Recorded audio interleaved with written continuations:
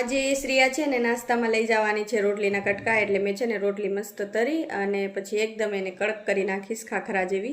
અને રોટલી કડક થઈ ગઈ ને એટલે મેં એના કટકા કરી નાખ્યા અને પછી શ્રીયાને સ્કૂલ બેગમાં બધું રાખી દીધું અને શ્રીયા નીકળી ગઈ સ્કૂલ જવા માટે. અને હવે હું પણ નાઈને ફટાફટ તૈયાર થવા માંડી ગઈ છું, કેમ કે આજે જવાનું છે બજારમાં. કેમ કે ઘરમાં જરાય લોટ જ નથી, એટલે ઘઉં ધરાવવા તો આજે ને આજે જવું જ પડશે. એટલે હું પહેલાં તો ફટાફટ તૈયાર થઈ ગઈ અને પછી મને યાદ આવ્યું કે આજે અમાસ છે તો મંદિરે સીધો દેવા પણ જવાનું છે. તો સૌથી પહેલાં હું ત્યાં ગઈ અને પછી ફટાફટ બેસી ગઈ મારા મામાના રિક્ષામાં. અને જો મારા મામા ફટાફટ બજારમાં લઈ જાય છે. અને આજે ગુરુવાર છે એટલે હું અને મારા મામા મામી અમે ગુરુની દેરીએ દર્શન કર્યા અને પછી અમે નીકળી ગયા સચ્ચિદાનંદ મંદિરે દર્શન કરવા માટે.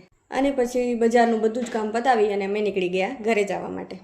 અને ઘરે પહોંચ્યા ને એટલે શ્રીયા તો મારી રાહ જોઈને જ બેઠી હતી. મને કહે કે તું મારા માટે શું લઈ આવી છો? તો શ્રીયા માટે છે ને હું આ બબલ ગન લઈ આવી છું, કેમ કે શ્રીયા છે ને મને કેટલાક દિવસથી કહેતી હતી કે મને બબલ બનાવવા છે. અને એના માટે કલર પણ લઈ આવી અને આ રૂમાલ પણ, કેમ કે શ્રીયા છે ને અવારનવાર સ્કૂલમાં રૂમાલ ખોઈ આવતી હોય છે. અને શ્રીયા છે ને ઘરમાં ક્યાંય પણ પૈસા જોઈ જાય ને તો એનાથી રમતી, એટલે એના માટે આ નકલી નોટ જ લઈ આવી કે ભલે એ રમ્યા રાખે. અને અત્યારે જો આ બબલ ગન જોઈને મજા આવી ગઈ શ્રીયાને. અને પછી મને અચાનક યાદ આવ્યું કે હું એક વસ્તુ તો શ્રીયાને બતાવવાનું જ ભૂલી ગઈ. તો શ્રીયા માટે જો હું આ નાના નાના બટરફ્લાય પણ લઈ આવી હતી અને એને જોઈને શ્રીયા બહુ ખુશ થઈ ગઈ.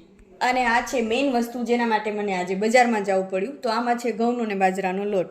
તો બજારમાંથી હું થોડુંક શાક અને ફ્રૂટ પણ લઈ આવી હતી, જેને મેં મસ્ત ધોઈ અને ફ્રીજમાં બધું રાખી દીધું. અને હવે સમય થઈ ગયો છે રસોઈ બનાવવાનો. તો આજે બનાવવાના છે બાજરાના રોટલા અને દહીં વઘારવાનું. અને આજ તો એટલી ભૂખ લાગી છે કે વાત જ ના પૂછો. તો હાલો હવે છે ને હું ફટાફટ જમી લઉં. તમને બધાને ટાટા બાય બાય.